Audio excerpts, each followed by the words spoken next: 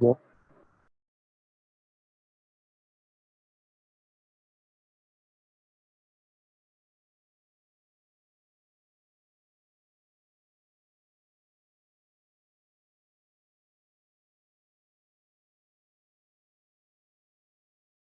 Hello guys, can you hear me? Good evening everyone, Navneet here. Can you hear me? Just drop me a S in the group, in the chat. Okay, yeah. Welcome. Good evening for our third webinar for a series from Transfer Flow User Group Commutator. So today we have a talk on exciting topic on generative adversarial network. So it was being used in a lot of places for creating new type of designs, arts, and new faces.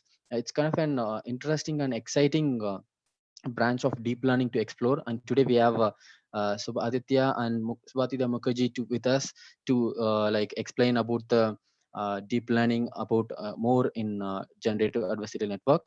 So we will start the session in another 5 minutes. Okay, so we have a few more participants coming in, so we will start the session in another 5 minutes, and and the control will be given over to Aditya, so that Aditya, you can share your screen and stuff, Yeah. right? Hello, Okay. Navneet. Thank you. Can you hear me? Yeah, yeah, Just it's clear, clear, okay, clear. cool. Yeah. Fine. Then I will wait for 5 minutes for people to join, and then I will start. Yeah, yeah, sure, sure. So meanwhile, you can Yeah. share your screen. I'll just stop my Yeah. Yeah, screen. yeah, You sure. can Sure. share and check everything.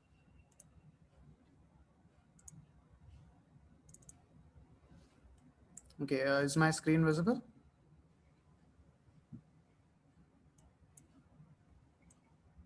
Yeah, it's visible. Okay. Cool.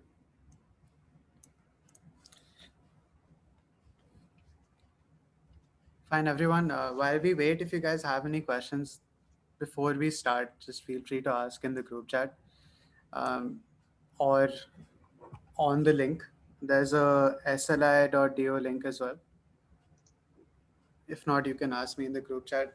We'll wait for 5 more minutes and then we will start the session.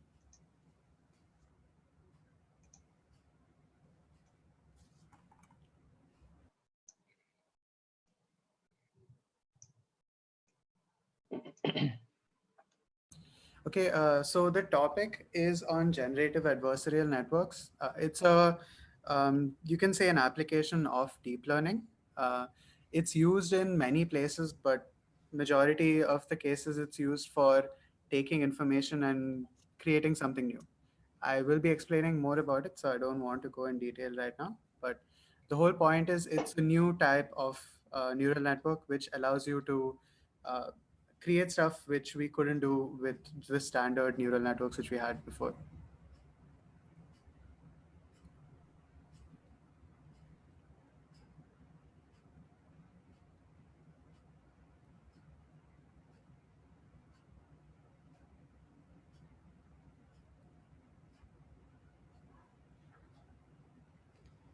If you guys have any other questions, do feel free to ask. It's totally cool. We can talk a bit about other stuff in deep learning as well while we wait for other people to join.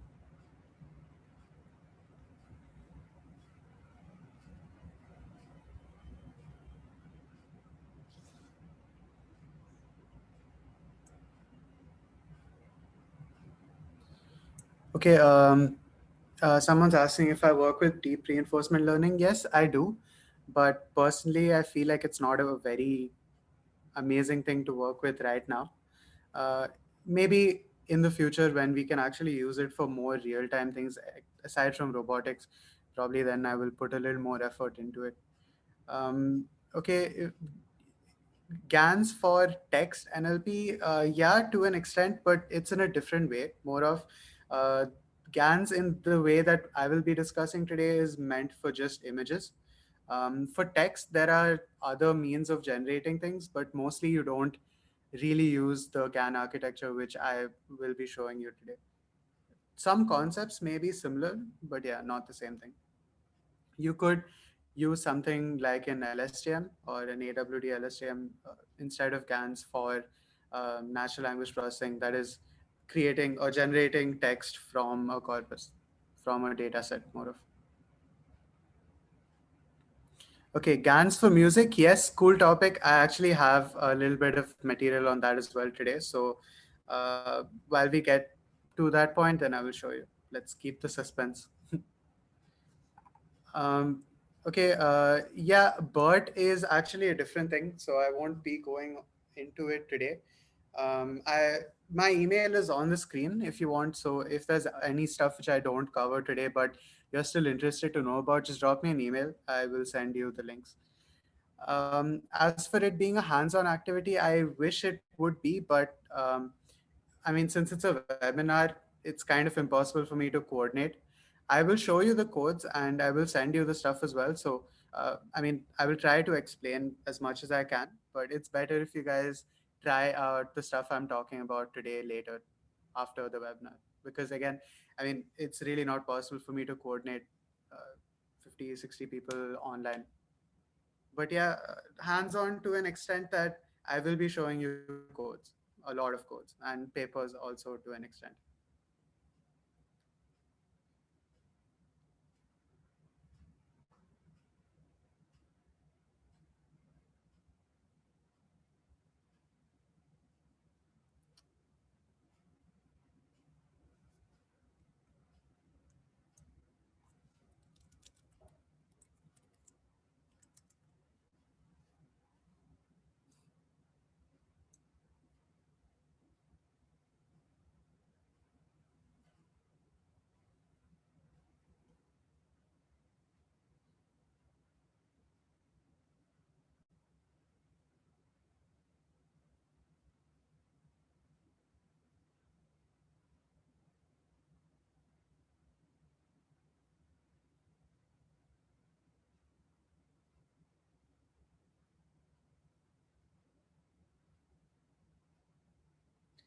Okay, I guess we will start. At least I will try to talk about some of the stuff which we will cover today. Before I actually get into the content, a little about me. I'm Subharatya Mukherjee, as you all must have been seeing everywhere in the posters and stuff. I have been working specifically with deep learning. My interests are in using deep learning for computer vision and their applications in various fields. So I'm not much of a theoretical researcher, if you want to put it that way. I'm more interested in using existing stuff and maybe creating my own to use it in some applications, maybe different fields. I have done stuff with astronomy. I've done stuff in biology as well, just using computer vision and deep learning. Um, Hobbies, well, yeah, I love reading, coding, obviously. Music, like almost everyone, yeah. It's not a very huge introduction, but yeah, that's a little about me, my background before I actually get into the content. Um, After that, maybe I want to talk about a few things before I start, some related materials and all. I know this is a TensorFlow user group, and I am expected to be using TensorFlow, but uh, I felt like, I mean, obviously, I will be showing you some stuff in TensorFlow as well, but I feel like I don't want to just show you stuff in TensorFlow. I will show you a lot of PyTorch codes as well. Why? Uh, Not because I prefer it or it's a better tool, nothing like that, but because I feel like people are becoming too reliant on a specific tool like TensorFlow. But at the end of the day, TensorFlow is just a tool. And if you want to learn deep learning, you learn deep learning and not you're not learning TensorFlow. It's just a convenience.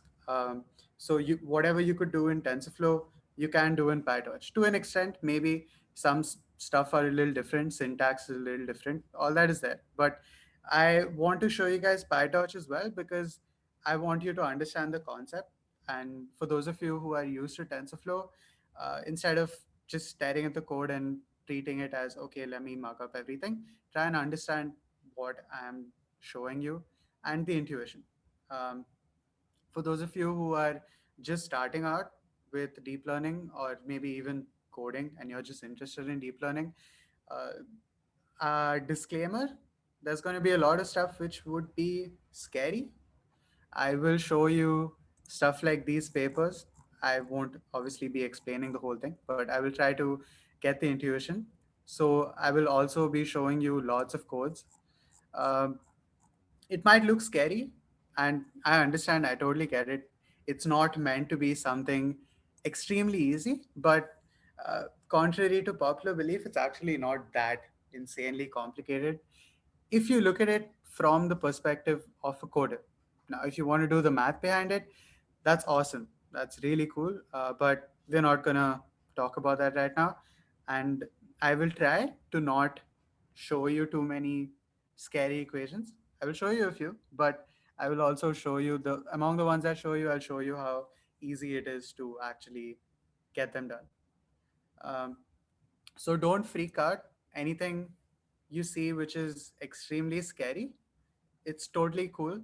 Don't try to remember anything. Just try and understand the basic concepts. Okay, so what are GANs? GANs, very, very simply, are a class of neural networks. Okay, where can we use GANs instead of giving you theory? Let me show you some examples. So uh, these are some examples which have been generated by a GAN. So even before I tell you its architecture or what it does or anything, just look at this. You see this picture here, this picture of this person and this picture. The network has learned to combine these two and create a new image. Similarly, for this lady and this art, you can see that this person is who looks a little like this art now. Similarly to all of this. Now, none of this is actually a GAN. I mean, you can do it with a GAN, but this is something called neural style transfer. Why I wanted to show you this is because uh, today's topic is on the intersection of art and deep learning. So, why? I mean, why would anyone actually want to do it? I mean, we are doing pretty cool with robots and all the cool stuff you see from OpenAI or Boston Dynamics or something. Why do we need an intersection of art and deep learning? Uh, simply put, because programming is becoming more of a passive thing. So if I want to write a neural network, if I say want to make this program, I would make it, and that would be the end of it. And I know that my program is supposed to give me a specific output. uh, but that is not the case with GANs. Like I know that my network is supposed to combine, say, these two photos or these two photos, but I'm not sure exactly what it will give me. And that's why the fun thing about it is that not all of the outputs can actually be predicted. And more importantly, you can do a lot of stuff which you really couldn't. So I'll show you some more examples before we get into the rest of the theory. So this is something called Deep Dream. It's by Google. I don't think I can use this website, but just as an example, if you see these photos here, uh, there's a lot of stuff here. You can see that they have combined images. You can see that it looks somewhat like a professional version of someone who's been doing Photoshop for a while. Uh, this is Deep Dream. These are other neural style algorithms. Again, why? Well, uh, there are a lot of stuff you can do with this. There's a lot of stuff you can do with GANs, and I will show you examples, and I'll even show you how to make them. Um, but the cool thing, okay, if you guys have any questions, just drop them in the chat. I will answer them as I go about it. I don't want to unmute anyone because it gets a little irritating when I think many people want to ask questions simultaneously. So just keep dropping them on the chat. I will answer them as I go along. And if we come to a related topic, then I will answer them. Uh, Hello, Aditya, can you hear me? Yeah, I can hear you. Yeah, Go ahead. so like if you drop your questions in the chat box, it picks kind of lengthy and messy. So Okay. we have given Slido, so you can go to Slido, Mm-hmm. sli.do. So I will just Okay. drop the. You can go to Slido. So maybe you Yeah, can show sure. them how to do that. Okay. So please Okay. go to Sure. Slido. Sure. Okay. Open the tab in the web, SLI.do, right? Slido, and you can Yeah. enter the code 43479. 43479. 479. Okay. Okay, cool. So once you get there, it's kind of an forum kind of thing. There you can drop your questions, and others can upvote the question. So the Hmm. most popular question and the question with the most upvotes, so we'll be answering them in order. So yeah. So Cool. Okay. so we will be answering all the questions from Slido. Great. So Yeah. just give them an the question. SL just type in the question sli.do. sli.do, and the number is 43479. 43479. You can use this code. So participants, please use this code to log on to Slido and ask your questions over there. So we will be answering all the questions from Slido. Okay, no more Okay. in chat box. Oh yeah, thank you, thank you. Okay, great. Thank you. Thank you. Yeah, so guys, you must have heard that. Please drop your questions here.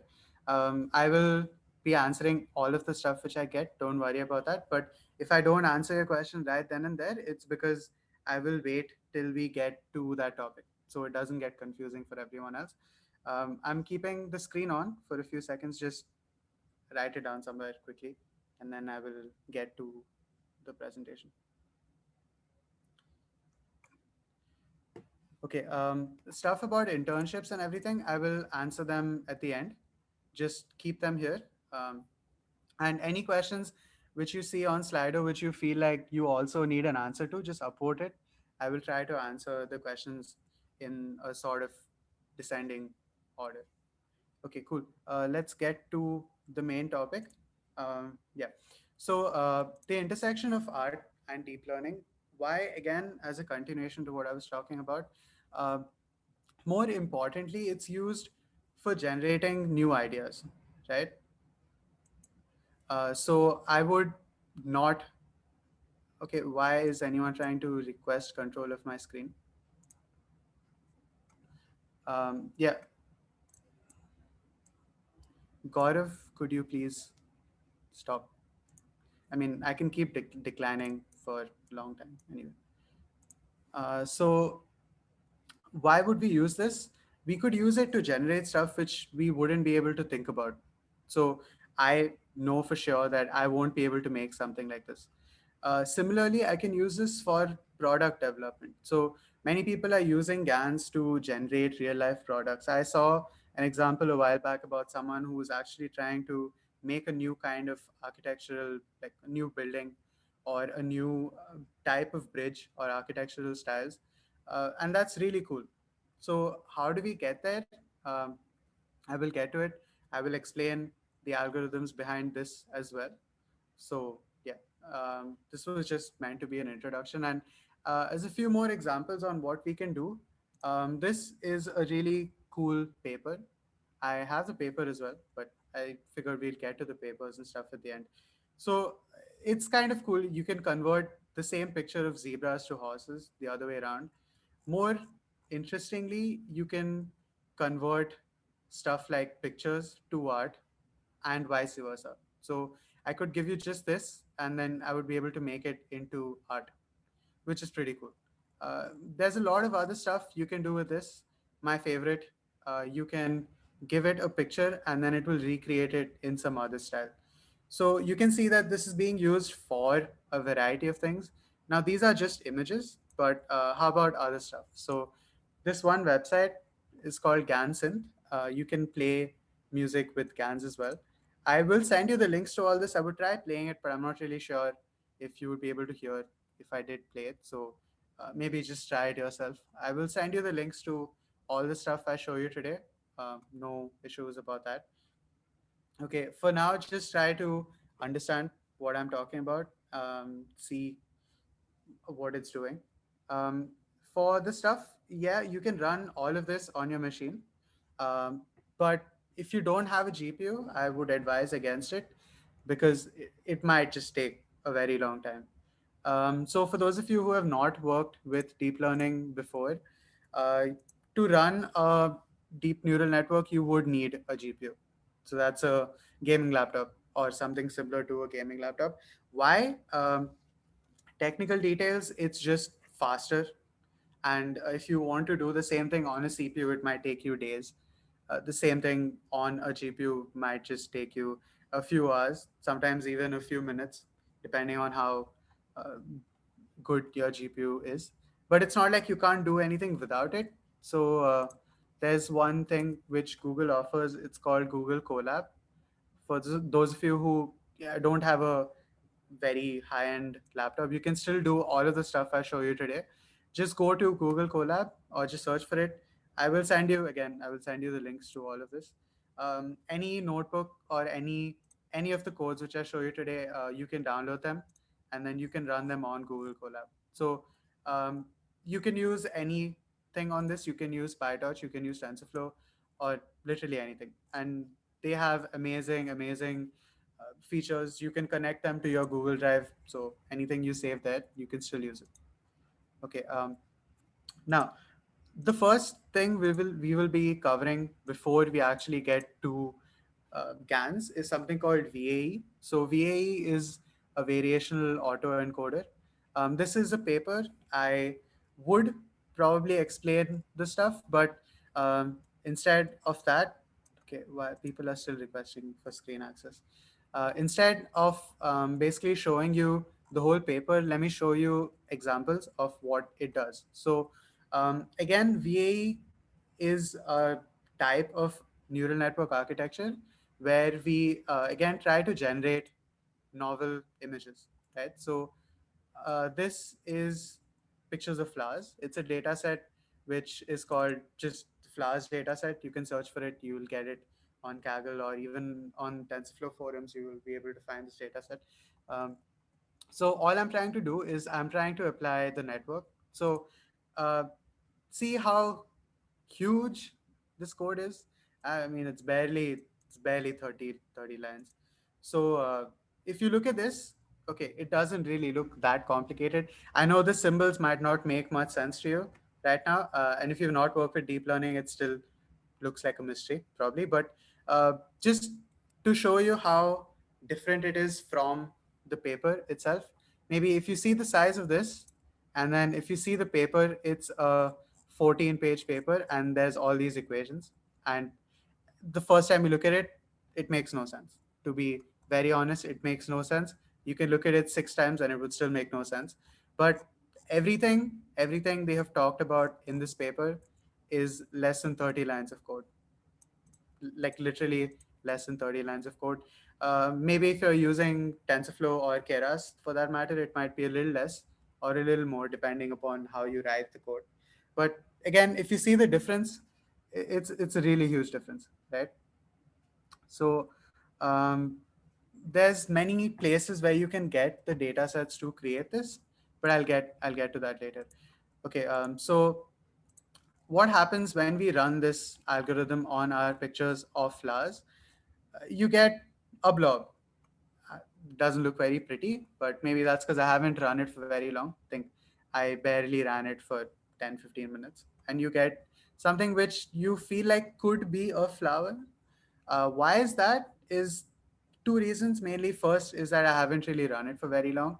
Secondly, VAs aren't extremely good at generating new data. GANs are better to an extent. There are many architectures of VAs, but the point is GANs have been shown to perform better. Again, I will show you more examples as we go along. But flowers dataset is a very complicated, complex data set. There's a lot of types of flowers. But if you take something like the most basic numbers data set. So let's just take this one numbers data set. All it has is pictures of threes and sevens. That's it, just two classes. Um, and at the end of it, I run the same thing again. I will again be explaining all the algorithms at the end. I want to show you the demo and maybe how it performs first, and then we will get to the actual explanation and more of the technical side. So if you see, this has actually done a pretty good job. You can recognize this. The second one is the output, and the first one is the input, and you can clearly recognize that this is a three, unlike the blob of a flower which we had before. Uh, why? You will understand when I talk about the algorithm. But yeah, for now, just try and see what it does. So I will initially give you an overview of everything I'm talking about, and then I will go in depth. So for the people who want more technical information, stick around for longer, and I will be talking about every algorithm in depth. For those of you who don't really want to know that much in depth, still, I would advise you to stick around because when you actually start your deep learning journey, you'll find a lot of stuff which I'm talking about today help you a lot, which you wouldn't normally see spoken about. I've been working with this for a while, so there's a lot of stuff I do which people don't generally like to talk about or generally do talk about. Um, I will send you again. I will send you all the codes at some point. Don't worry about that. As soon as we're done with this, I have all your email IDs, so I will send you all the resources that I've talked about. Um, okay, as for another question, which I feel like it's a good time to answer, facial expressions, face synthesis. Yeah, um, cool question. I will be talking about that. I will show you an example of it right now as well. So as for the GANs algorithm, I will cover the three types of GANs today. First is a WGAN, DC GAN, and style GANs. Uh, the cool thing is that style GANs are a little off grid, but if you take W GANs and DC GANs, they're really not that much different. So if you understand one, it's quite a lot easier for you to understand the other as well. Um, so what can you do with GANs? As an example, I will show you a face generation. So this is the whole procedure of faces being generated. So if you can see at every step, there's a different version of a face. Yeah, it doesn't really look that great, but if you see as time goes by, it does improve to an extent. And again, I didn't really run this for a very long time, but some faces do seem possible to identify. Like I guess this one, and this one actually do look like people, even this one. So one application. You can also generate cars through this. Oh, yeah, so these are generated vehicles. So if you see, some of them actually don't look anything close to vehicles. Like I have no idea what this is, or this just looks like a mess. But if you see the rest of them, some of them actually do look, actually quite a lot of them look like vehicles. Like if you see this red car here. Um, so again, you might be wondering why would anyone even want it. Novelty is something which is not very easy for us to do. So if someone tells you to make a new car, anything you do might still look like a car you have used, right? But not the same thing for a computer, because a computer doesn't really know what a car is. So if you tell it to make a new car, it will actually make something new. Whether it will work or not, that depends on your use case. But the cool thing is, you can actually use this to create a new product, and it has been done. As I was saying before, it really has been done. In places that it has also in if you take GANs for music generation, it's also been used to extend some of the stuff which has been written by singers who are long dead. So they've taken composers' music and they have tried to finish the unfinished symphonies using GANs. They've used GANs for reconstruction of images and a lot of stuff. So again, these are just some examples, and this is by far my favorite example of a GAN. So none of these people exist. All of these faces have been generated by a GAN called StyleGAN. I will be talking about it later. But anyway, it's an NVIDIA paper. This is the PyTorch implementation, but there's obviously a TensorFlow version of it as well. Um, so if you see that these faces, I mean, they look similar, but they're modeled on different stuff. So you can see maybe similar traits, similar versions of the same people. So if you see these all of these people, they might look similar because they're actually the same person converted to different styles. So I guess many of you have used FaceApp. It was pretty popular for a while. So the app which let you convert, become a guy, become a girl, or I don't know, have fancy hair. All that, it's actually a form of a GAN. It's not style GAN because this won't really run that great on your phone. But yeah, it is a GAN as well. So you have actually used a GAN, and like popular belief, yeah, you have actually used a GAN. So if you want to check something like Photoshop, yeah, you could probably do it as well. But see, there's an extent you can get with Photoshop, right? And the cool thing about all this is that once you have a model ready, it's infinite. So at this point, I can keep generating faces every time.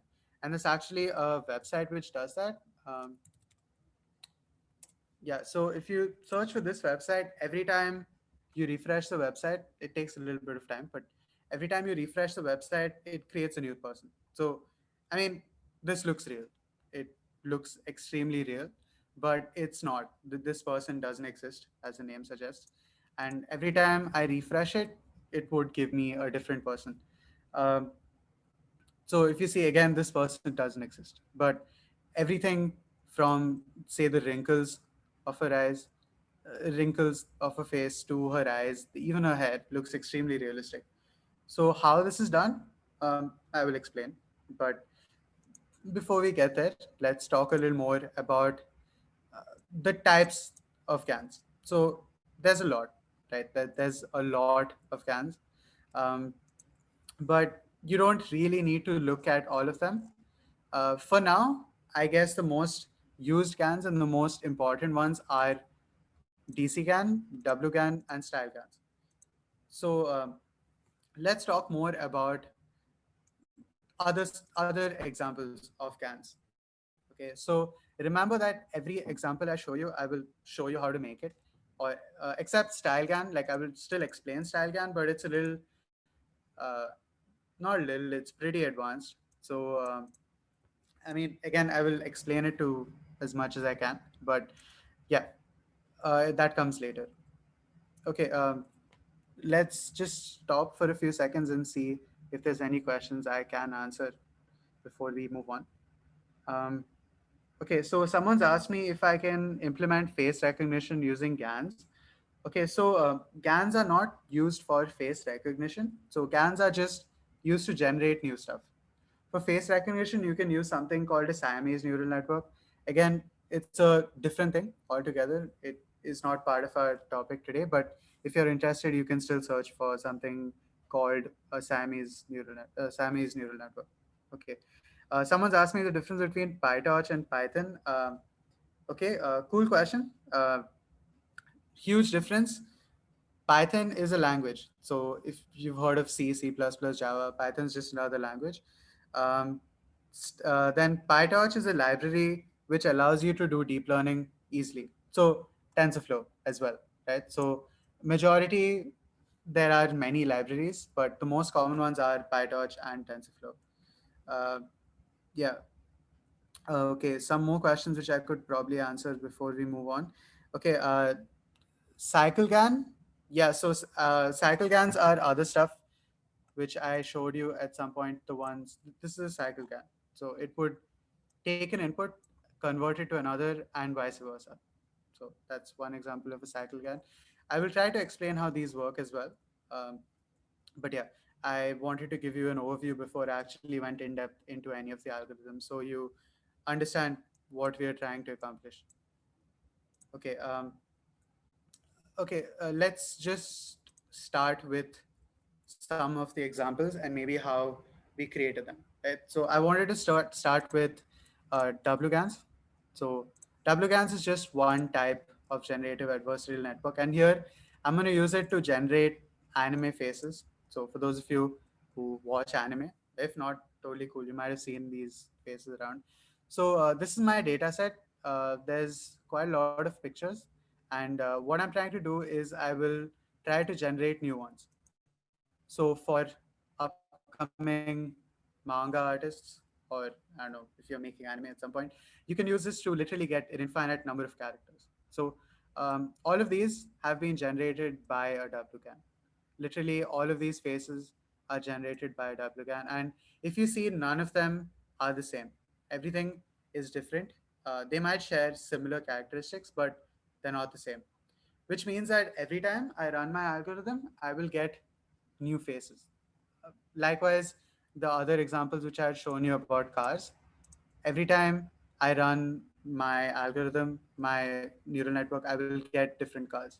Okay, how does this work? So let's sort of vaguely look at the paper as well. Why? I mean, it's good to see where you're taking it from. Yeah, just give me a bit. So this is a WGAN paper, and it's 32 pages. So if you look at it, you're going to freak out. If you scroll a little more, you're going to freak out even more. And by any chance, if you scroll beyond 18 pages, you are going to feel like giving up on deep learning. Because I mean, just have a look. Have a look at all the equations, which make no sense, and there's too much math here. Do you need to know all this to make it? Well, the answer is no. You really don't. Uh, you can do it in a few lines in both Keras and PyTorch.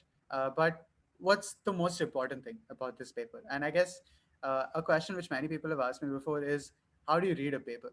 How do you open this and then decide which part of it is important, which part of it is not, which weird equation I should skip? Uh, it's very simple.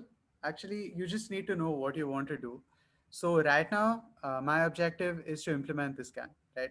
And to implement this GAN, I don't need all these equations right now. I mean, I do to an extent, but if I just want to know what it is and what's different about this, I will skim through it. I will try to understand which parts seem like stuff which I haven't heard of before. So if you see, as an example, they're also talking about VAs, the stuff which I started off with, variational autoencoders, and also GANs, right? So they have tried to introduce what's already there. So that's your introduction part of it. And why you need to know this is to get context. Yeah, any paper without context is going to be 10 times harder to understand. Okay, so if you see, they're talking about different distances and again, weird equations. Um, but if you see, this one word does seem familiar, was certain. What is that? Well, that is the name of the paper, was certain GAN or WGAN, as we're talking about. Why this is important? Very simple. If you have any image, so even if I take my initial image, I take any image from this data set. Let's just take this one, for example. When I'm trying to generate a new image, I need to understand what is the difference between this and an image, right? I need to quantify my image in, say, one number or maybe two numbers. In deep learning, you would generally have to optimize your network until it reduces this number, right? That's how you would generally go about deep learning. So in this case, um, distance is basically distances between two images. And why that's useful is because all I'm trying to do is reduce the distance between two images, or in very simple words, make sure that my created image is similar to my original image. Similar, not the same, mind you, similar. And what we try to do is, the more we minimize the distance, we can actually create a neural network which creates something similar to the inputs. The more the inputs, the more the variation. This is quite a large data set, so you have more variation. If you see the stuff which I showed you initially with just the numbers, there isn't a lot of variation. I mean, this still looks like a three. It looks a little different, but it still looks like a three, unlike the stuff here, because simply this is a larger data set and it's a better algorithm than a VAE for generation tasks. Okay, so all they are trying to do is that they take a distance measure. Here it's called the EM distance or the Wasserstein one distance. Formulas look complicated again, but just think of it as a distance. All of you have probably used some form of distance measure. School or college, you might be calculating the distance measures between 2 points or between lines or something. You can think about this as a distance between two images or a number of images. Um, and basically, for a GAN, that's the most important part. The better your distance function, the better your GAN gives results. So if you see the difference between just images generated by this and the images generated by this, there's a huge difference. And the major difference is just this, my distance function. What the distance of style GAN is, I will go to that towards the end. But yeah, that's the basics for now. Okay, again, let's just pause for a bit and try to answer questions people have. Yeah, so I will explain the basics of GANs right now. Um, I again wanted to just show you guys stuff what we are trying to build before we get to it. As I mentioned, any paper is useless without context. Now that you know what we're trying to accomplish, let's just talk about what a GAN is. Right? What is a GAN and what does it do? To do that, let's look at um, somewhat of an older paper. It's the DC GAN paper. So this is the same thing which we were trying to do. We were trying to generate papers, and it's not a very old paper. It's a 2016 paper. This was written by Somit Chintala, and this was co-written by Somit Chintala. Who is that? He is the creator of the PyTorch library. So, I mean, yeah, just a bit of background. The person who wrote this made the PyTorch library. So yeah. Um, what is a GAN? Very simply, you can think of it. Okay, I'm just going to keep this example open. Uh, just so I can. Yeah. So just imagine that you have to create a new object. How you would do that? You would give it a sort of random noise. So, for example, I have something like TV stat. Say, I don't know if I could show you some example of it. I give it something like this. Okay, not exactly the same thing, but as an example, I give it something like this, and I want it to be made to a face. But the question is, how do I do that? So, compared to normal convolutional neural network architectures, a GAN is divided into two parts. Very simply put, one part tries to create an image, and the other part tries to prove that the created image is wrong. So, what does the second part mean? At the end of the day, it's just a classifier. I, you might have heard of the cats and dogs examples. So I have pictures of cats and dogs, and I have to decide which picture is of what, right? So it's the same thing, except here I'm trying to decide if my image is noise or it's a face, and my other part of the network tries to generate a face. So the cool part about this and why it's called an adversarial network is because it's like a game, and it's literally written in the main paper for GANs. It's supposed to be like a game. One, your opponent is the generator, so the one which is trying to prove or make a new image, and the other opponent is the discriminator, which is basically trying to say that is this static or is this a face. But if you just say yes or no, it might not be a very good measure, right? So what it does is it gives you a value. It gives you a value that, okay, this is, say, I don't know, 20 times closer, or it's a measure of 20 similarity between this and this. Okay, I mean, this is just noise for now. But if you take intermediate output, so if you take something like this and you want to compare it to a face, um, and if you take something like this one here, this just looks like a blob. And if you compare this to a face and all the intermediate outputs here, so this is my third stage of training, and the output looks pretty bad here. So right now, my distance measure will be really large. So if I take my was attain distance, which I was talking about here, or the distances measured here, it would still be quite less. Again, I will show you the code and I will show you all the architecture diagrams and everything. So don't worry about that. But just try to get the intuition behind again, because that's important. That is by far the most important thing when you are looking at networks such as a GAN. So the basic intuition is again just two parts, right? One part tries to classify to what extent my network has generated what I require, and the other part just tries to generate. So I take my random noise here and I try to add some features to it. So maybe my network right now is trying to add curves to it, which probably look like hair, and so on.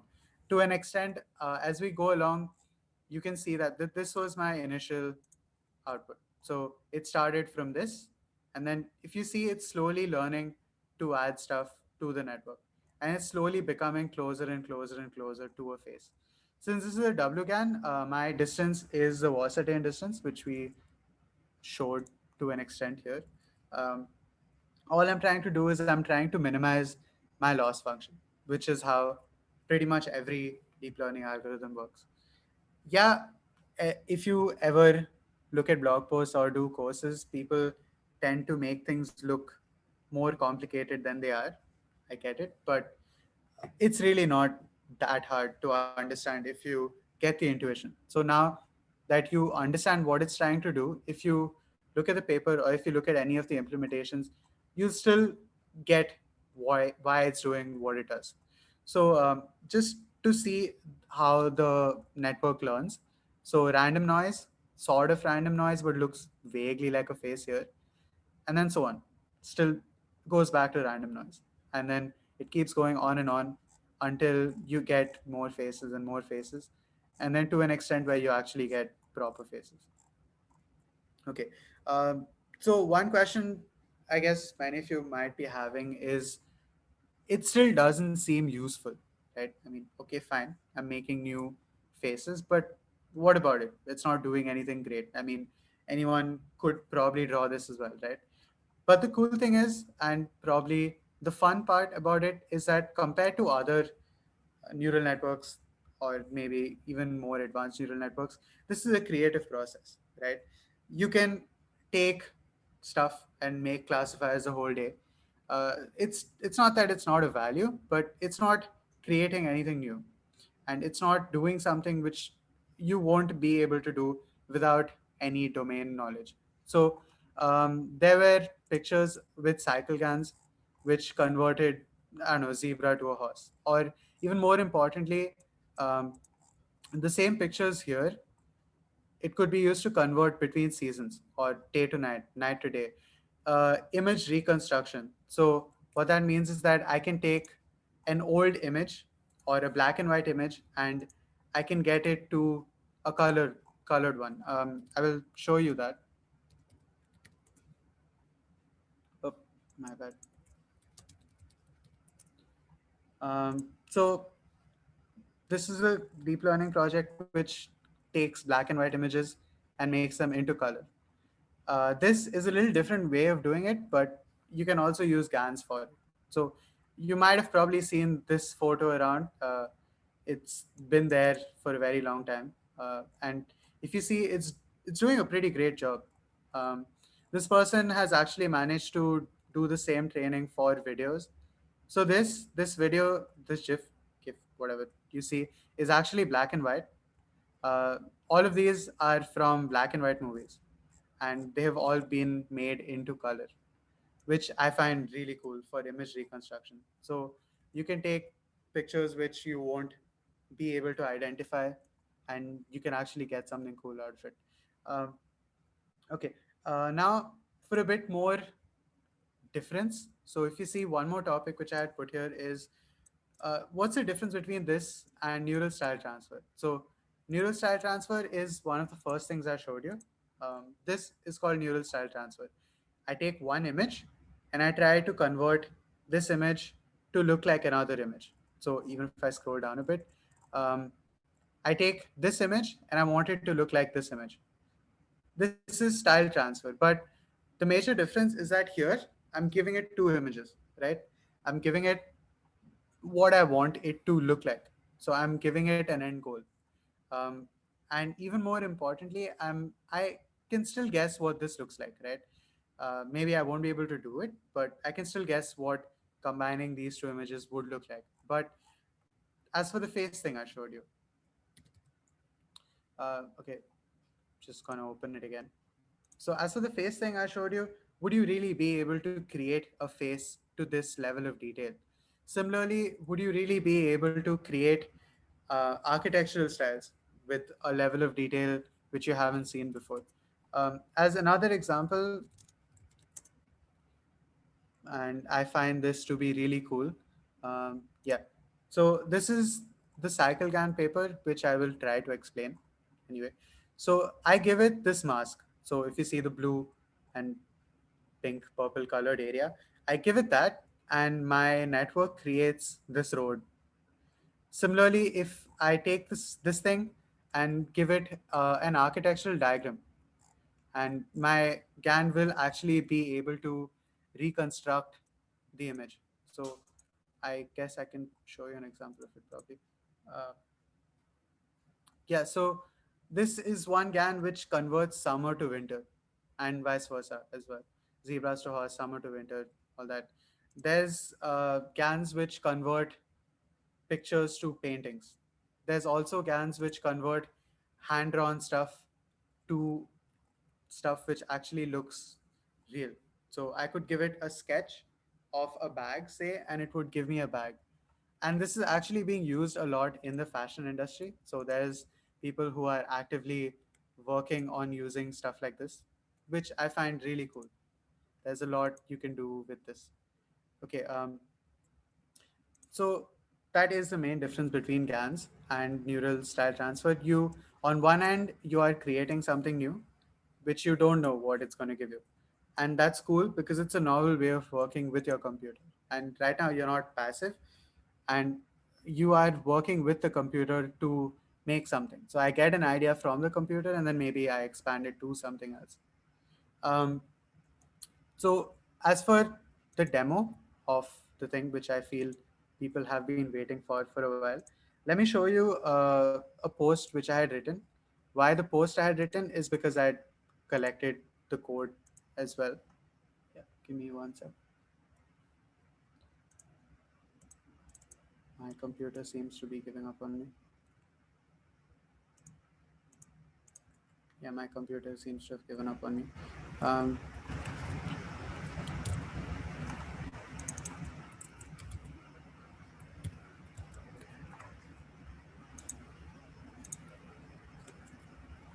uh, yeah, let's just wait for a bit and see if my computer comes back to normal. Guess it's just hanging because I'm using a lot of stuff at once. Um,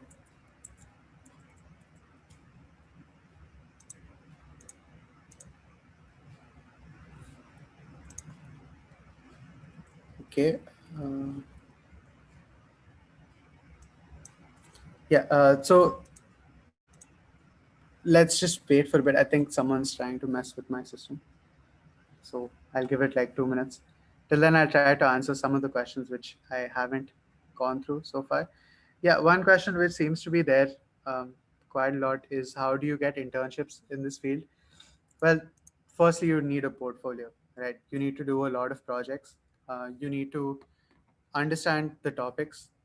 Deep learning in itself is divided into two types. There's academic research and then there's non-academic research. So stuff like companies, they would be using all these things, right? So there's many museums right now, many art galleries which are using GANs to generate, to continuously generate images. Um, there's also many companies like, I don't know, even if you take Google, Tesla, all these people, they're also using deep learning, machine learning also to a very, very huge extent. Uh, Over the past few years, way more than before. So how do you get an internship? Once you have a portfolio, you go on websites like LinkedIn, or if you have some contacts personally, you can apply through them. For this field, GANs are probably a later thing which you need to focus on. Maybe you can focus more on deep learning and machine learning stuff first.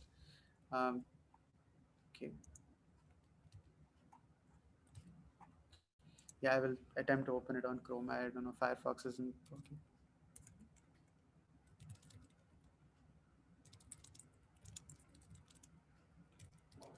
Um, so now let's actually get to the technical part of it. You can ignore the blog part. I have a feeling that there's something vastly wrong with Zoom right now, but okay. So now let's get to the actual part of the neural network.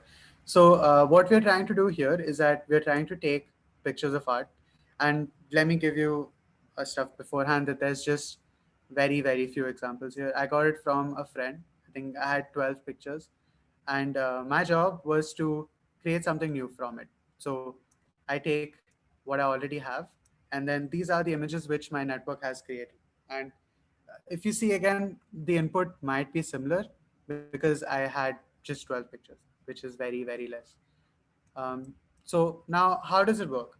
We first get all the libraries, and I'm not trying to explain the code from a PyTorch point of view. Again, one more reason I wanted to show you PyTorch is because now you won't try to associate this with the code, and you will try to understand the concepts better. So we first take some parameters, and then what we do is we try to load the data in any way. We take all the images first, and now for the main architecture part of it, as I was saying previously, there's two parts of it, right? There's a generator, and there's also a discriminator. So this is a discriminator, and if you see, they look the opposites of each other. But I mean, if you look at it, it does look like that, but it's really not. Maybe to an extent, yeah. Um, why it looks like the opposites is because one image is trying to identify things, and the other one is trying to create stuff. So this discriminator is trying to identify things. Um, One thing which I guess people also wanted to know is how to train these stably. So how do you make sure that it ends up somewhere? And one thing which has been recommended by Soumya Chintala and maybe other people as well is that mostly if you see these inputs, you see something called a ReLU, right? Now, for those of you who haven't done deep learning before, that's totally cool. You don't need to understand what it does right now. It would be great if you learned it because you will need it everywhere you go in deep learning. But you just know that it's a form of non-linearity. So if I have points on a plane and I want to connect a line through it, it will give me different values, unlike just a linear curve. Or it's a non-linearity, basically, very simply and non-technically put. Tan is another non-linearity function. So in deep learning, these are called activation functions.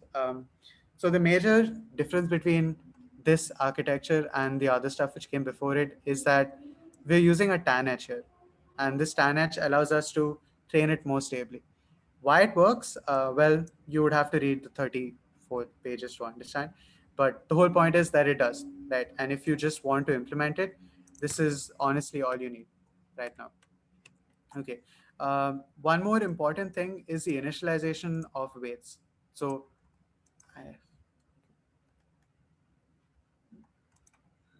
I don't know, my computer is really acting up. So this is extremely important. So what this does is that every neural network will have weights and biases. Even if you don't want to look at all the technical part behind it, um, the better you initialize your weight, the better your network will train, right? So if you don't do this first step properly, you will find weirder images, non-stable architectures, and at one point, you get to something called mode collapse, which basically means that in non-technical terms, it doesn't work. You won't get anything close to what you wanted. Um, so these are some of the layers which were defined. So majority, if you see, there's really not that many layers. There's one which is a transpose 2D. So you take a normal convolutional layer, yeah, and it this might sound a little difficult, but just try and understand the intuition behind it. So when you're trying to implement it, it will work out better, right? So we take something called the ReLU, which talked about. I take the tan. Again, these two are just activation functions. So the bottom part of it, ReLU, tan. So batch norm is something called batch normalization. All it does is that it normalizes the layers. So if you have, say, a matrix, which an image is tensor, but yeah, if you just take a two-dimensional image, which will be a matrix, you will have some values which are way bigger than the other values, right? So if you have a matrix of, say, uh, values between I mean, if you have like a 400 or 500, which is not possible for an image right now if you think about it practically, but if you just take a matrix with values which are much greater than the other values in the matrix, All batch norm does is that it normalizes all the values to and converts them between a range. So if I want, I can convert all my values between -1 to 1 or 0 to 1 for that matter. Why? Again, because it's a more stable way of training a network. And if I don't do that, it tends to collapse and it just doesn't work at the end. So this is just a simple way or more of just the code of this. And if you see, it's really not a very, very huge function. The same thing in TensorFlow would still be the same thing, except maybe a few parameters. So your ReLU would look different. You would put the ReLU in this function as well. So even if you look at the TensorFlow code, which I will send you, it's really not that different. Uh, yeah, so it's almost the same thing. Just if you understand what we're trying to do, that's more than enough for now. I will send you all the codes. Please feel free to mess around. Um, so the next part of the code is a discriminator. Again, similar architecture. And what this does is that it's a classifier, but it gives you a probability. So another way of making it more stable is something called a leaky ReLU instead of a ReLU, which I talked about before. And this just makes it train better, right? So instead of giving me a 0 or a 1, for those of you who have worked with this before, it gives me this plus a small positive value. Like maybe it would give me a zero point zero 0.01. Um, Again, this helps the network to train better. So this is my discriminator class. Again, if you see, it's really not a very huge code. And for people who know what loss functions are, I'm using BCE loss, uh, binary cross entropy loss, because I just have two classes, right? I have a real image and have a fake image. And all I have to do is find the probability that my generated image is real or fake and increase that probability, increase that value. Um, I have given a summary here as well. Again, I will be sending you all the links, so if you want, have a look at it later. Um, at the end of it, we get something like this, which is a pretty cool output for just 12 images. And it didn't honestly take very long either. Okay, so uh, now that you understand TC GANs, WGANs, which I had talked about here with the Wasserstein GANs, just have a different distance metric. So it would be almost the same code as I just shown you.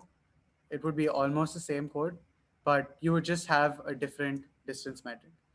And that is honestly all you need to understand between the types of GANs, because as I said, there's a lot of them, right? There's a lot of GANs, there's hundreds, and people keep coming up with new ones every day. But all you have to understand is that we are trying to change what to optimize, and the better that is, the better your GAN is. Okay. Um, Other stuff like face generation, I showed you one part of it. Now there's one more called the NVIDIA Style GAN, which I will try to show you if my computer cooperates. Maybe not. So these faces have been generated by a Style GAN, right? Um, how does it work? It's a little very complicated-ish thing. So this is a paper for a Style GAN. Again, I've highlighted some of the stuff which I consider important because 12-page paper, a lot of math, a lot of other stuff. But if you see the outputs, these are the outputs and they look amazing. From a layman's perspective, I wouldn't be able to tell if this was a fake image. And that is the point, right? Your discriminator shouldn't be able to tell you, or should be able to say with a very, very, very small probability that this is a fake image. And that's how you get such amazing results. That's how you get faces like this. And another cool thing is that it's taking two faces. So it's taking source B here and source A and trying to merge them along with some additional parameters. So if you see, faces look similar, yet they look different. So if you take this, it would, this is basically a comparison of the noise. All they're trying to say is that it gives you a better image. Um, so yeah, that's how the style GAN works. More importantly, why it's called a style GAN is that it uses concepts from neural style transfer. So if you see this architecture, it looks a little messed up. Um, more complicated than WCANs. But again, if you understand what we're trying to do, you can get what it is, right? So this ADA-IN block is just this equation, and if you look at it, it's not a lot of stuff. There's variance, there's standard deviation, and then just basic addition and division. Not a very huge thing. So if you guys want to work on this, I will send you the links. As for the data set, it's a cool one to work on. It's called Celeb A. Um, this data set here, Celeb A HQ. You can search for it online, you'll get it everywhere. But mind you, it's a very huge data set. So if you're trying to do it locally, I would advise you to not try to do it locally. Um, if you're using Colab, you can still try. I'm not sure how fast it'll give you, but try to shorten the data set if you're just training on Colab and you don't have like 3 or 4 GPUs. These guys at NVIDIA have a lot of GPUs, so I mean they don't really have a problem with resources. And just as a information, all of these are 4K images. So if you look at the NVIDIA repository, you'll find that all of these are in 4K, which would be literally impossible for you to do, honestly speaking, unless you have these many resources or you use a pre-trained model.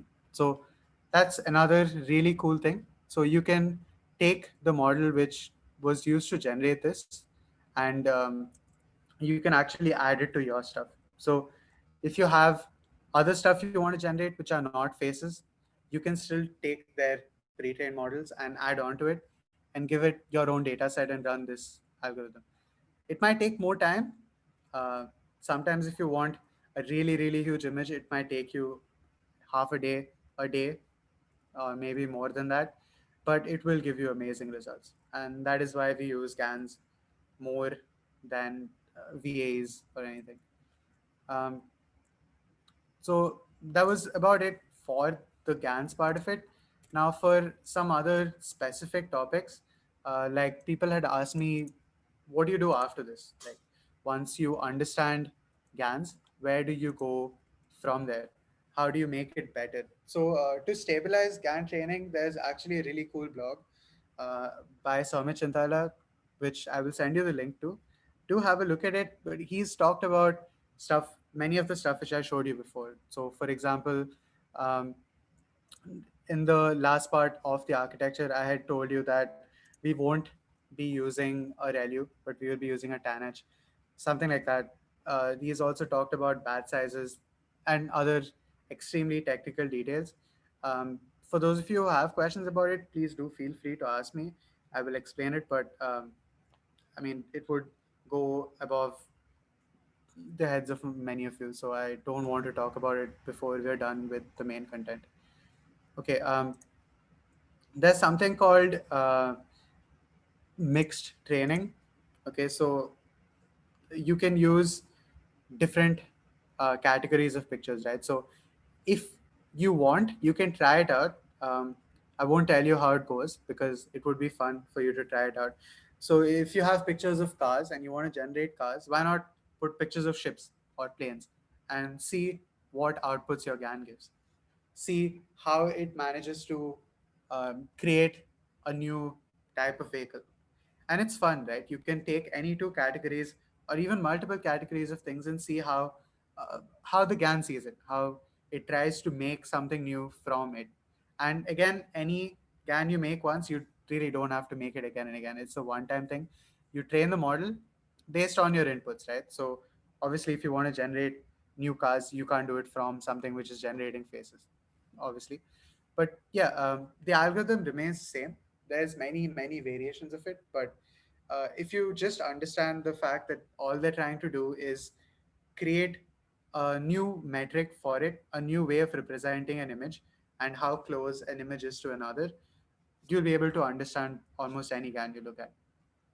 Okay. Another thing which I feel I should talk about is something pretty new. It's on how to make a GAN work better. So if I take something like any of the GANs I was talking about, so if I take, say, WGAN or even this GAN which tries to generate synthetic images. So again, almost the same thing as what we've talked about. just different outputs. So all of these are outputs, right? These things aren't real. So they have been generated.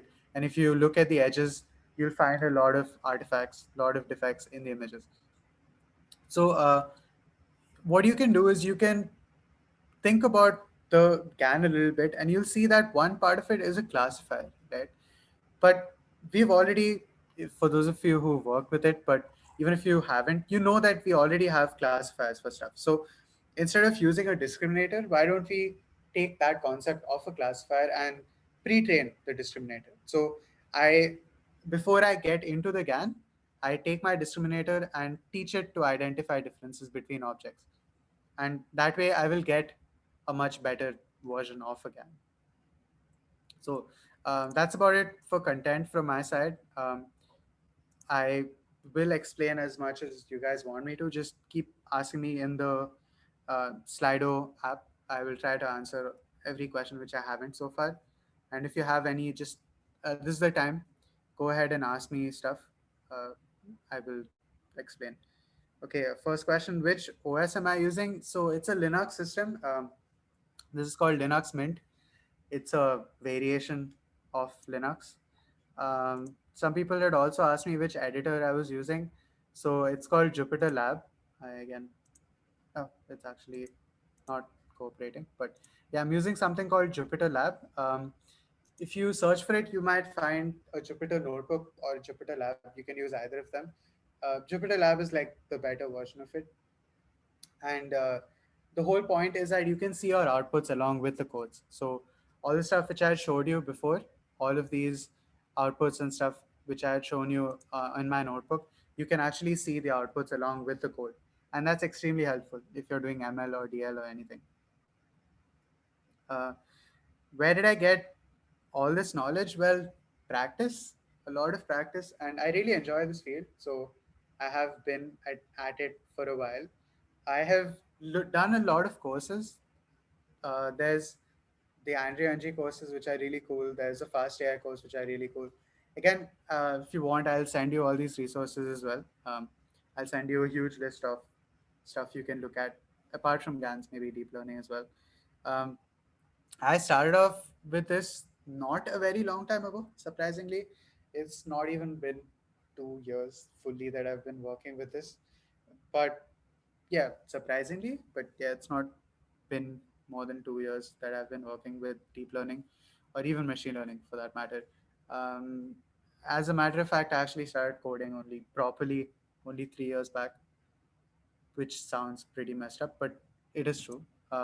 How I managed to reach this much practice, and I looked at a lot of papers and I tried to convince myself that if I kept going, I will be able to understand all of this stuff. I still can't say that I understand everything from here, but at least a lot more than I did before. Um, keep doing courses, keep exploring new things, and more importantly, try to make some of these stuff on your own. Without hands-on experience, you really can't do anything. Um, it, the purpose of creating these images, yeah, it does look cool, but all the stuff I showed you is more of the cool side of it. But it's more of used for new ideas. So people use it in fashion industry a lot. It's actually been used a lot in fashion industry to see, continuously creating new stuff is pretty hard for people. Continuously generating images, continuously I mean creating faces, continuously creating more outputs is extremely hard for humans. So we can use a computer to generate new stuff. So even if you take this, yeah, this tries to generate types of bedrooms. So for someone who's an interior designer, this would be really cool. So they could almost have an infinite number of designs. Another really cool use of it is that you can use GANs to increase your data set. So if you're doing deep learning and you have a small data set, but you want more pictures, right? And there's really no way of you getting it. Of course, this doesn't mean it works all the time, but you can actually use it to increase the number of images you have. So if I have, say, 100 pictures of bedrooms, I can get it to 200, 300, and more on. It's better if you train with a lot of images, but you can still expand your data set. Um, Another thing is that it actually improves the classifier itself. So it's not a static process, and while you train, both the classifier and the generator keep getting better, right? So there have actually been papers which have tried to make a better classifier using GANs, and it's actually worked out pretty well. It's done really well in some competitions. So you can actually make a classifier which is better than what you would generally do using a GAN. Um, Again, you will be able to run all these codes later. Yeah. Well, someone's asked a really cool question. If you incorporate the fake images, will the discriminator pick the input non-randomly? Actually, that depends on you.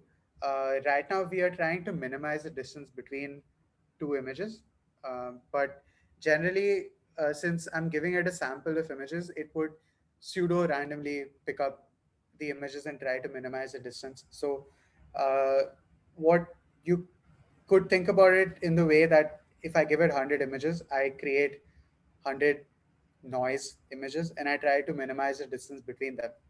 Okay, this is not how it's actually done, but for an intuition, I guess that makes a little more sense. If you put the fake images back into the discriminator, which is what happens, right? Any image I generate, I give it to the discriminator, and both the discriminator and the generator learns a little more. Okay, someone's even asked me the difference between ML and DS. So, machine learning and data structures are, you can say, different fields, but related to a pretty huge extent.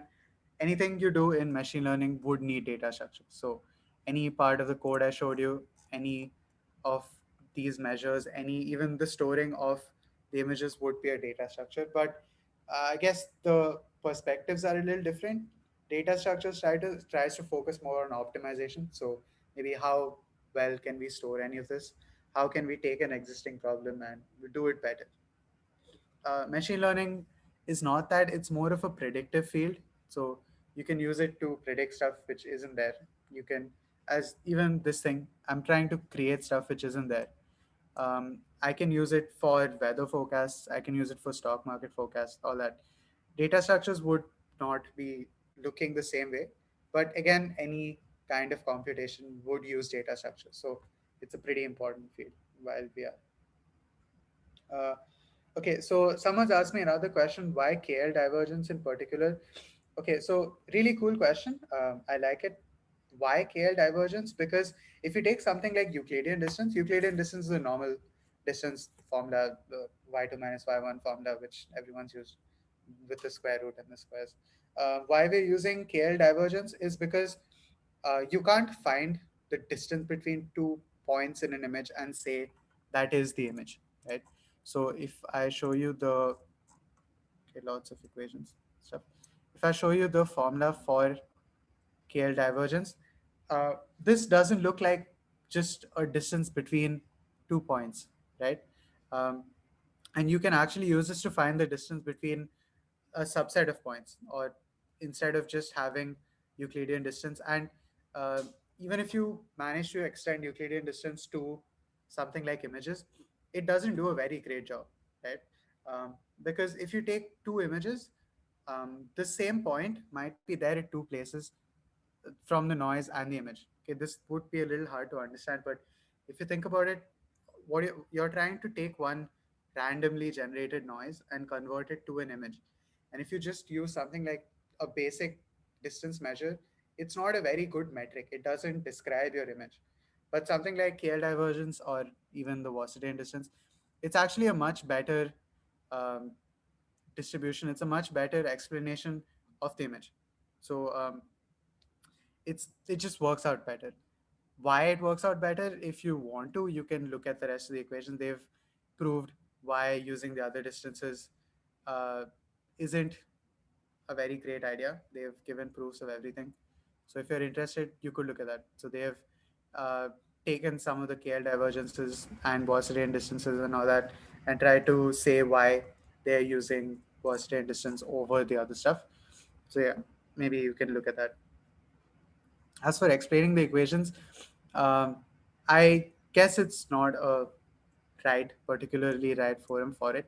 If you guys have any questions about any of the stuff I showed you before and I didn't answer it today, it's probably because it would make other people freak out. Hopefully not, but yeah. Please do feel free to drop me a message, send me an email, maybe take a screenshot of what you don't get and send me an email. I will do my best to explain it. Okay. Some other questions, maybe let's see if someone else has asked. Yeah, so another cool question, do you need to do machine learning to do deep learning? Well, some people might say that you don't, right? But personally, I believe that it's better you start with machine learning because there's a lot of concepts there which are extremely important.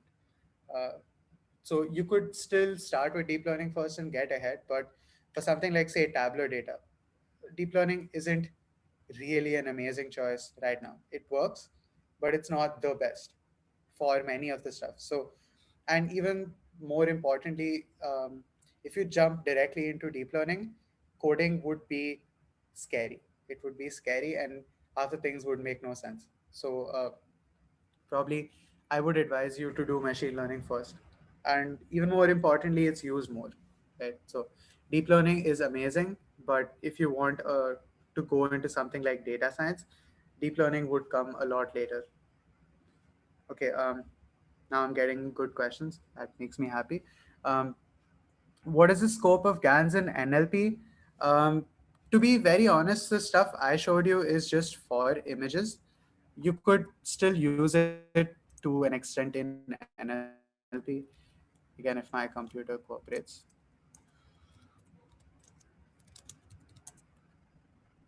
Uh, yeah, let's just hold on and see if it works out.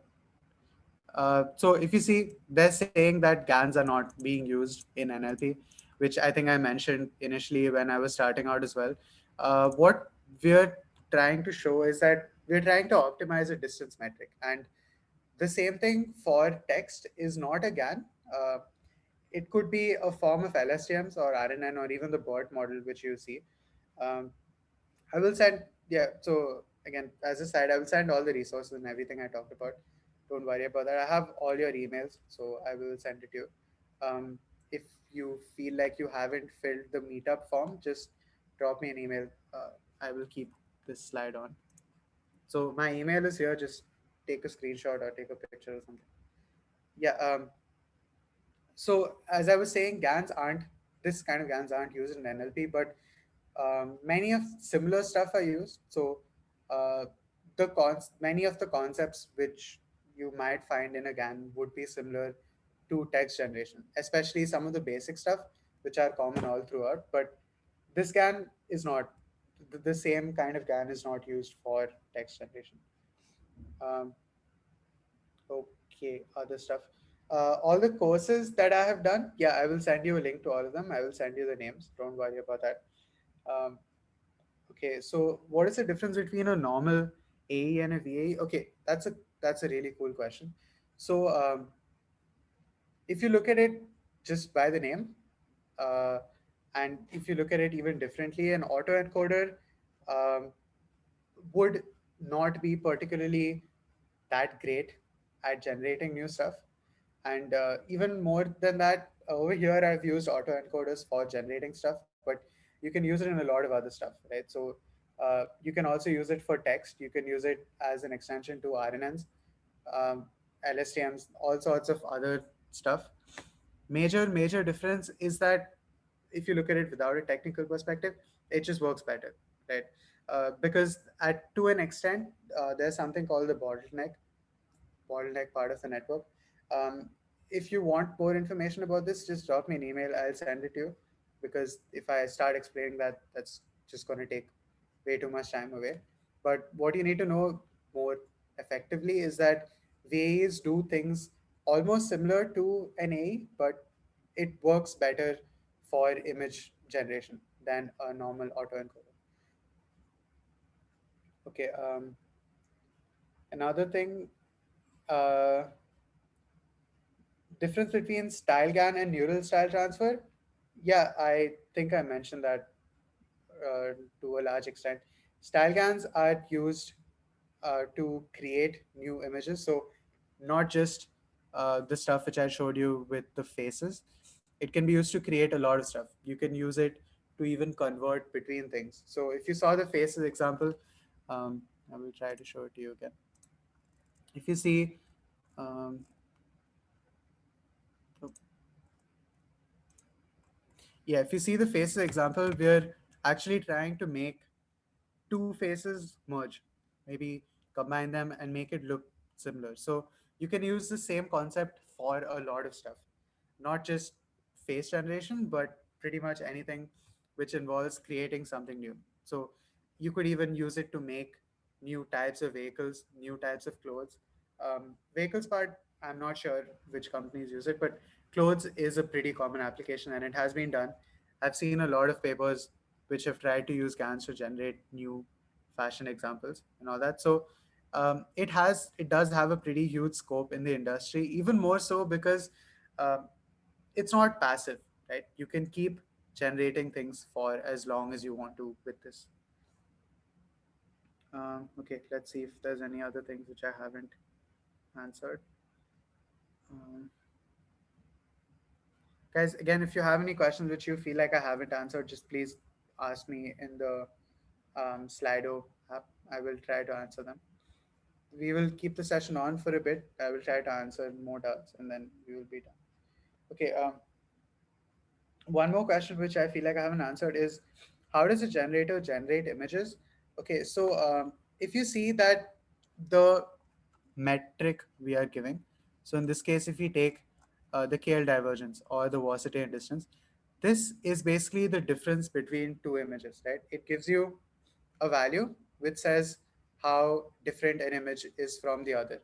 But the neural network is still given the image, right? So what it tries to do is it tries to modify the random noise, or basically, if you look at it this way, it tries to shape the noise to look or minimize the distance. It tries out a lot of combinations between the images. So every layer of your neural network would learn some part of the image and try to copy that feature. So, for example, if I'm trying to generate cats, say, my first run would probably not give me anything.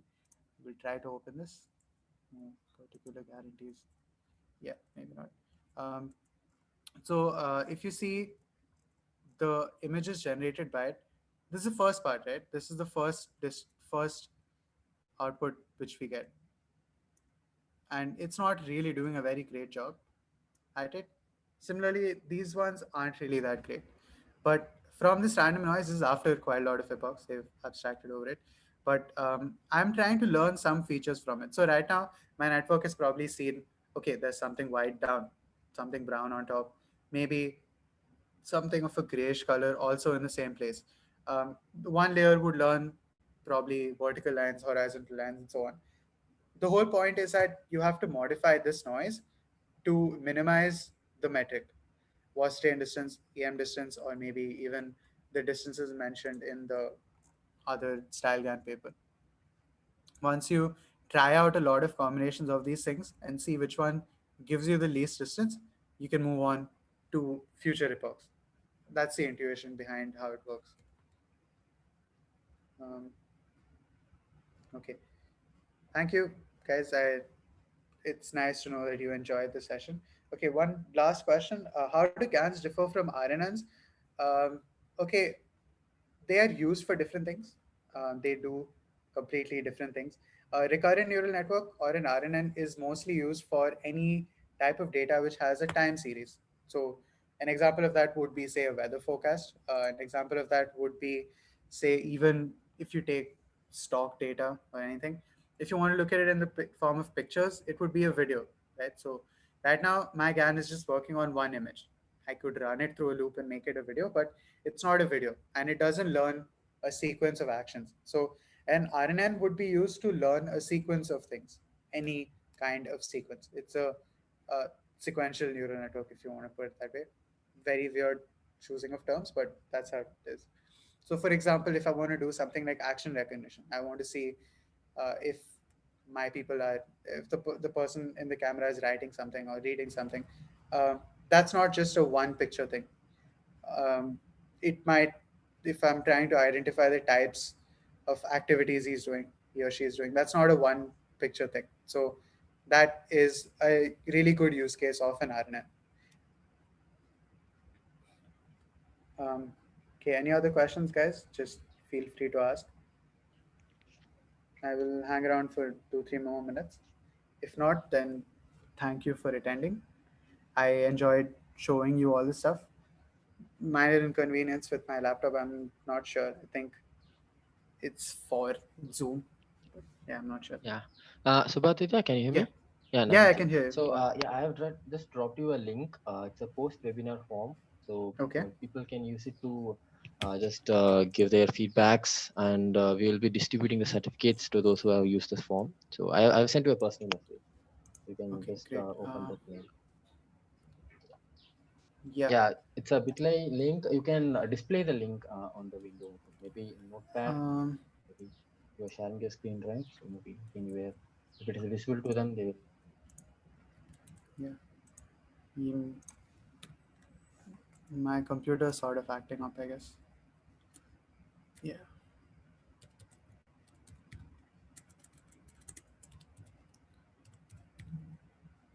Okay, slash GAN underscore post. Okay. Yeah. And yeah, Yeah. so yeah, hello everyone. You can use this link to give feedbacks, the certificates. We'll be distributing them to for those who uh, registered in this form. So it's a post feedback form and for certificate as well. So you can use this link to fill out the Google Forms. And regarding Subhatya, Yeah. regarding the learning path in GANs, Mm-hmm. so I think it's better you share out a document or a blog post. So right from if someone is starting from deep learning or machine learning, Yeah. or else someone have previous experience on deep learning, just they wanted to explore GANs, Mm. you just give us an learning guide with all the papers, links, where to start, and what all Mm. things to do. So it will be Yeah, much actually, better. I've already prepared one, so I will be sending that over anyway. Okay, okay, great, cool, Yeah, cool then. Okay. cool. Uh, Fine. That's all. Thank you. Navneet, thank you. It was great. Yeah, yeah, Maitreyan, thank you. also, thanks a lot. I had fun. I hope whoever has hung around till now has learned something. Guess it We was a we little have more advanced participants session. on YouTube as well. So Okay, people okay, are that's cool. using Hmm. WhatsApp. Like yeah, we have locked down the Zoom for restricting the access. So we have Right, people are right. watching through YouTube. Yeah. That's awesome. Thanks, Fine. Bhugatya. Thanks for Thank the. you, Maitreyan. Yeah, Yeah, thanks. fine. Thank you, guys. Have a nice day. Again, feel free to drop me an email and do fill this form. I guess we'll be sending you the links again anyway. Just as a last thing, just take a screenshot of my email. If you have any questions, do feel free to revert back. Um, Fine, guys. Thank you. I will be stopping the session right now. My share. Navneet, I guess you can stop the session. Yeah, yeah, sure, sure. Thank you. Yeah, thank you everyone. Thank you everyone for attending the session. So yeah, we will keep posted. We have a lot more webinars coming in the coming weeks, and we will be keep doing. So please follow our social media, and we will keep updating.